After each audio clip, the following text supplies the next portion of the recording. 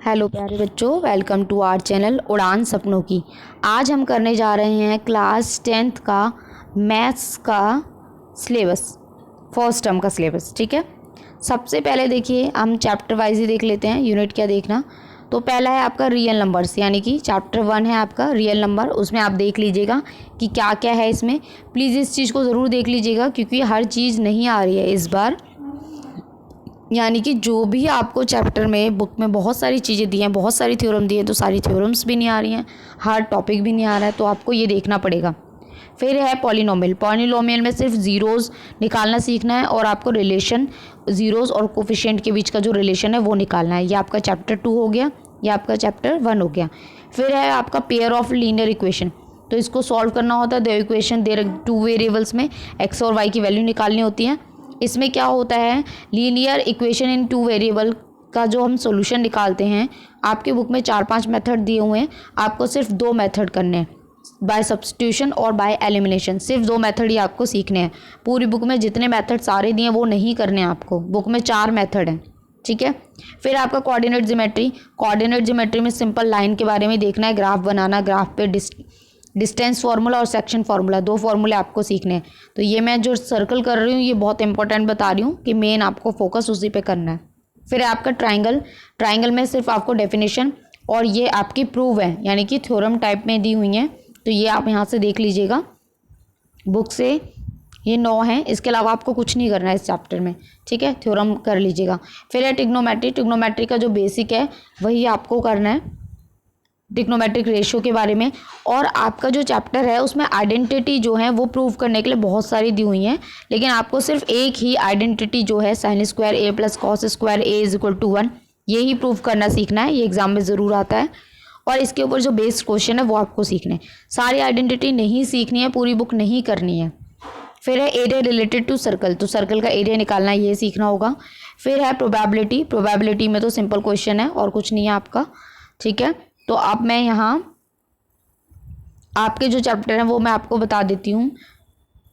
Chapter 1, 2, 3, 6, 7, 8, 12 and 15 ये आपके chapter हैं। और प्लीज़ इस चीज़ का ज़रूर ध्यान रखिएगा कि पूरे चैप्टर नहीं आ रहे हैं, कुछ टॉपिक आ रहे हैं, कुछ नहीं आ रहे हैं। ठीक है, तो चलिए अब हम चलते हैं साइंस के सिलेबस की साइड। ये देखिए, ये है आपका साइंस का सिलेबस। साइंस के सिलेबस में ये आपके साइंस का सिलेबस है। ठीक है, टर्म 1 का सिलेबस है। चैप्टर 1 आएगा आपका केमिकल रिएक्शन एंड इक्वेशंस। तो इसमें आप देख लीजिएगा क्या क्या आपको टॉपिक आपको पढ़ना है, ये प्लीज़ ज़रूर देख लीजिएगा, सारी बुक नहीं पढ़नी है। फिर आपका acid base and salt chapter 2 जो है उसमें भी आप देख लीजिएगा, पीएच स्केल, कॉन्सेप्ट, ये सब आपको देखना है। Preparation and uses, sodium hydroxide, bleaching powder और baking soda, washing soda, plastic of Paris, इनके फॉर्मूले ज़रूर देख लीजिएगा और कैसे बनते हैं ये सब। यूज़ मतलब कि क्या यूज़ होता है इनका, ये ज़रूर आता ही है। फिर आपका chapter 3 metals and non metals. इसमें सिर्फ आपको प्रॉपर्टीज़ करनी है, मेटल और नॉन मेटल की रिएक्टिविटी सीरीज़ देखनी है कि कौन सा ज़्यादा रिएक्टिव है, कौन कम रिएक्टिव है, और formation and property of ionic compounds. तो चैप्टर आपका क्या हो गया, 1, 2, 3 हो गया। इसके बाद में फिर है आपका चैप्टर 6 लाइफ प्रोसेस। ठीक है, लाइफ प्रोसेस में आपको सिर्फ क्या करना है, basic concept of nutrition, respiration, transport and excretion in plant and animal. ये चैप्टर आपका बहुत बड़ा है, लाइफ प्रोसेस वाला, बहुत सारी चीज़ें हैं, तो आपको सिर्फ यही करना है। फिर है आपका चैप्टर 10 लाइट। लाइट में है आपका रिफ्लेक्शन एंड रिफ्रैक्शन, तो ये भी आप देख लीजिएगा। मिरर फार्मूला ये सब आता है मैग्निफिकेशन निकालने के लिए। रिफ्लेक्शन लॉ जो होता है ये आपका आता है, law of reflection, refractive index वगैरह ये सब। पावर ऑफ लेंस, लेंस की पावर कैसे निकालते हैं, लेंस फार्मूला, ये सारी चीज़ें आप देख लीजिएगा, मैग्निफिकेशन। फिर आपका चैप्टर 11 वो है आपका human I and colour world. Chapter 11 है आपका human I and colourful world, तो ये आई के ऊपर है ये चैप्टर। इसमें भी आपको क्या करना है, refraction of light through a prism, prism के अराउंड आपको करना है dispersion of light, scattering of light और एप्लीकेशन। तो ये भी बहुत इजी चैप्टर है। तो इसमें हमारा कौन कौन से चैप्टर हुआ, 1, 2, 3, 6, 10 एंड 11। ठीक है, तो ये आपके 6 चैप्टर आपके आ रहे हैं, फर्स्ट टर्म का सिलेबस है। ठीक है, अब चलिए हम देख लेते हैं एसएसटी का सिलेबस।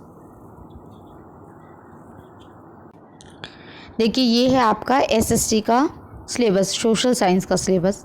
इसमें आपका क्या करना है, इंडियन फर्स्ट जो आपकी यूनिट है उसमें से सेक्शन 1 में से इवेंट एंड प्रोसेसेस में the rise in nationalism in Europe, ये चैप्टर आपको करना है। इसके अंदर ये सारे पॉइंट्स दिए गए हैं, तो ये आप यहाँ से देख लीजिएगा कि आपको क्या क्या चाहिए। फ्रेंच रिवॉल्यूशन के बारे में पढ़ना है, ये सब आपको। Age of revolution, Germany Italy, making of Germany Italy कैसे बना, विजुअलाइजेशन ऑफ नेशन। इसके बाद है आपका रिसोर्सेज एंड डेवलपमेंट, तो ये इसमें आता है type of resources, development of resources, resources planning India, land resources, land utilisation, soil as a resources, यानी कि जितने भी रिसोर्सेज हैं जो हम यूज़ करते हैं उन सब के बारे में इसमें पढ़ना है। इसके बाद है वाटर रिसोर्स, तो वाटर रिसोर्स में वाटर स्कैरसिटी, वाटर की मतलब जो पानी की कमी है वो उसको कंजर्व करना, मैनेज करना, multiple purpose reverse projects, integrated water resource management, rain water harvesting, तो पानी के ऊपर ये भी इजी है। दोनों ही आपके चैप्टर मुझे तो इजी लग रहे हैं। फिर है आपका एग्रीकल्चर, एग्रीकल्चर में टाइप्स ऑफ फार्मिंग, कैसे कैसे खेती बाड़ी होती है, कैसे कैसे उसका पैटर्न होता है क्रॉप करने का, मेजर क्रॉप्स कौन कौन सी होती हैं, टेक्नोलॉजी और क्या क्या यूज़ होती हैं, इम्पैक्ट ऑफ ग्लोबलाइजेशन, ग्लोबलाइजेशन का एग्रीकल्चर पे क्या असर पड़ रहा है, ठीक है। फिर है आपका डेमोक्रेटिक पॉलिटिक्स में से पावर शेयरिंग आपको करना है। पावर शेयरिंग के बाद में फिर आपको फेडरलिज्म का करना है कि ये फेडरलिज्म क्या है, प्रैक्टिस कैसे हुई, डिसेंट्रलाइजेशन इन इंडिया, ये सब आपको करना है।